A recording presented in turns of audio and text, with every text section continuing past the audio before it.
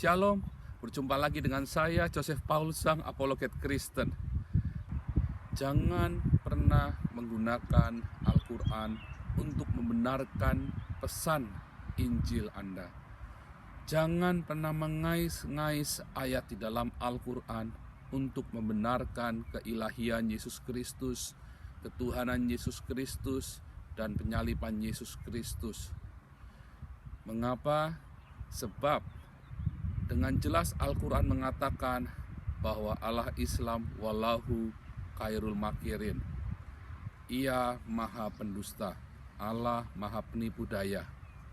Hal ini tertulis juga di dalam Yohanes 8 ayat 44 bahwa iblis bapa segala pendusta.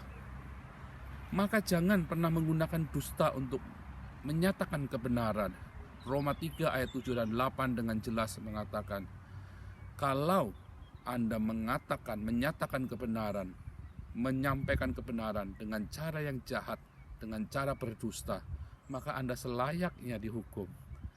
Jadi kita tidak boleh menyampaikan kebenaran dengan dusta apapun.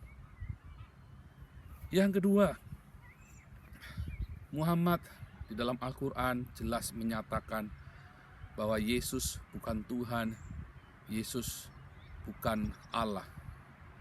Maka Anda harus mempertimbangkan kembali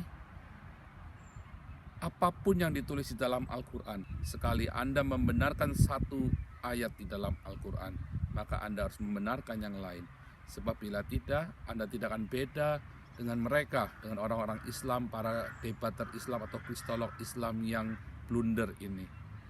Mereka mengais-ngais ayat Alkitab untuk membenarkan Muhammad, namun mereka menyangkal kebenaran pesan dari kitab suci, dari Alkitab. Nah, kalau Anda menggunakan ayat-ayat Al-Quran, mengais-ngais ayat Al-Quran, itu seperti halnya Anda sedang mengais-ngais kebenaran dari sebuah dusta. Dan Anda tidak akan menemukan sebuah kebenaran dari sebuah dusta. Dan Anda tidak mungkin bisa membenarkan kesemua isi dari kitab itu.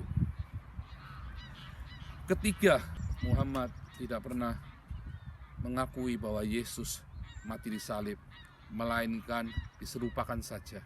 Dan ini jelas menyangkal karya dari Tuhan kita Yesus Kristus, karya besar dari Allah yang sejati, yang mengorbankan dirinya bagi manusia.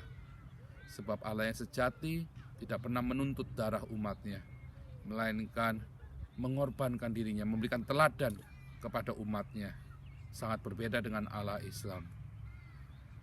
Sehingga bila Anda tetap bersikeras untuk mengutip ayat-ayat di Al-Quran, maka Anda sedang mengaminkan bahwa Allah Islam adalah Allah yang benar. Sedangkan kita tahu Allah Islam haus darah.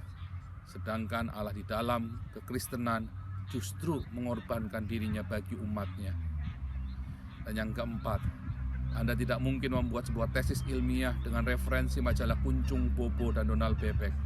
Kalau Anda menggunakan Al-Quran untuk menyampaikan kebenaran, maka sama saja Anda membuat tesis ilmiah dengan referensi Donald Bebek, Kuncung, dan Bobo. Alkitab lebih dari cukup untuk menjawab dirinya sendiri, untuk membenarkan Yesus Kristus, untuk membenarkan keilahian Yesus Kristus, ketuhanan Yesus Kristus, bahwa Yesus Kristus adalah Tuhan, Yesus Kristus adalah Allah, Yesus Kristus adalah Juru Selamat. Jadi saudaraku, apabila saudara ingin memberitakan Injil, setialah kepada yang tertulis, seperti dalam 1 Korintus 4 ayat 6, jangan melampaui yang tertulis.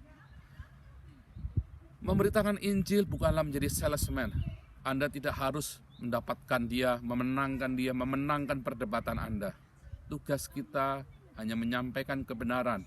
Anda tidak perlu berbuih-buih, ngotot untuk menang, menghalalkan segala cara. Karena ketika Anda menang debat, Anda sesungguhnya kehilangan dia.